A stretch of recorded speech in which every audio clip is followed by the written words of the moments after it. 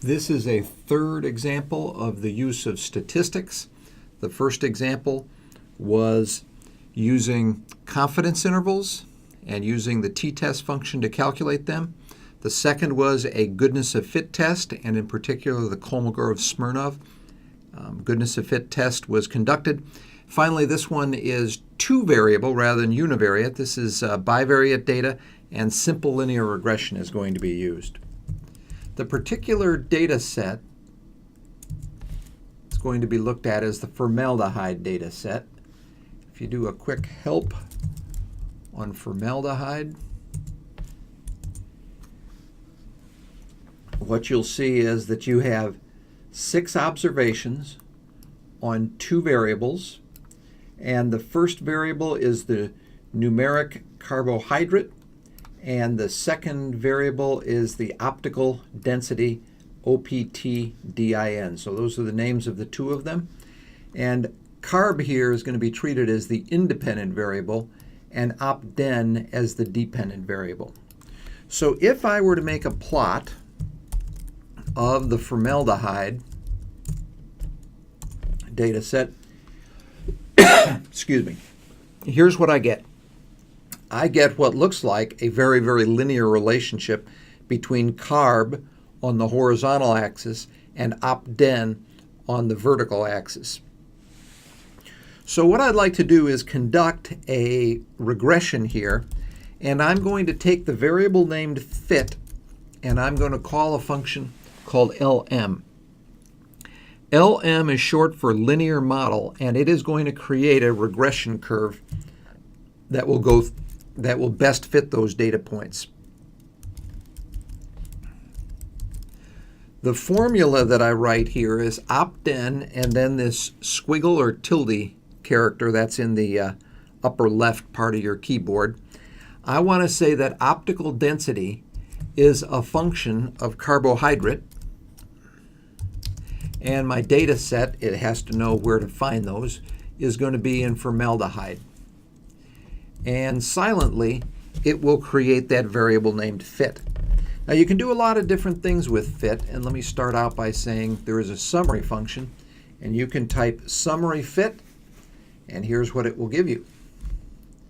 First of all, it'll tell you the name of the function that you called, which is LM. It'll show you that the formula is opt-den as a function of carb, and the data set is formaldehyde. Second thing it will give you is the residuals. That is to say, the first value falls slightly below the regression line because it's negative. The next value above, and then slightly above, and the last one is below the regression line. Next thing it shows you is the coefficients. And the first thing here is the estimate of the y-intercept, and that is 0.005086. So if I were to extend this axis here down to 0, that is where the y-intercept would occur. And then the second value here under the estimate column is going to be the slope. The slope is 0.876, and that is the slope of the least squares line that fits these 6 data values. Next column gives you the standard error for each of these.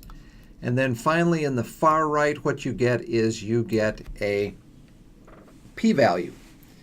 And so as you can see, the p-value is tiny here for the slope.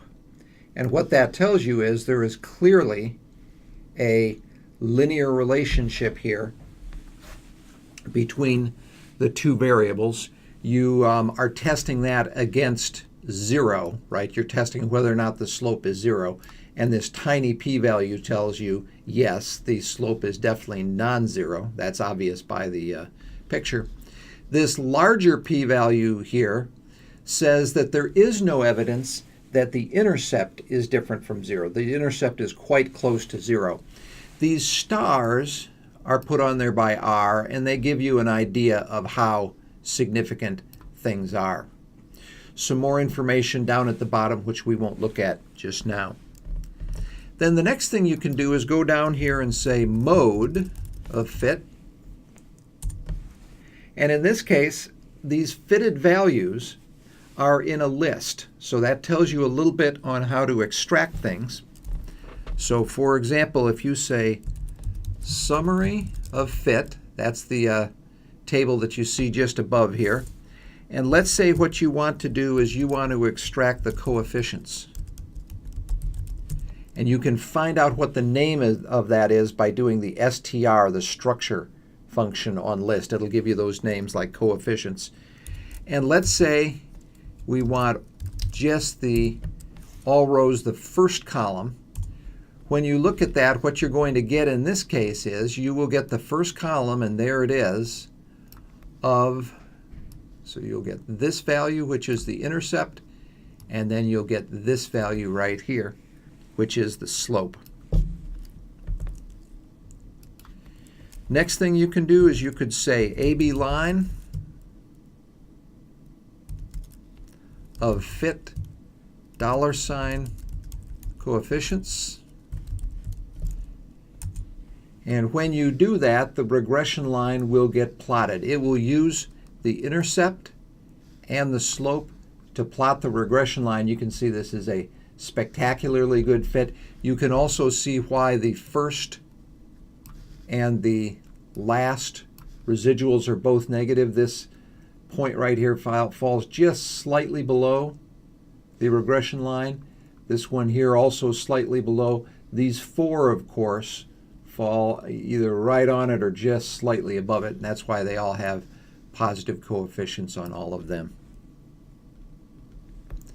If you care to look at the residuals, what you can do is you can say the variable resid is equal to fit $residuals. And when you do that, these residuals that you see up at the top of the page appear again here. There's the negatives on either end, and then the four middle values, which are all positive. It's oftentimes a good idea to plot a histogram of the residuals. Now, it doesn't make sense in this case because there are only 6 values, so the histogram is not going to look too interesting. But if you had a lot of values, it might be beneficial to have a bell-shaped curve on your residuals, and that way you can get accurate statistical inference on the two. So there's lots more in the book about this particular example and other types of regression, but this will be the end of statistics, and in the next chapter we'll move on to linear algebra.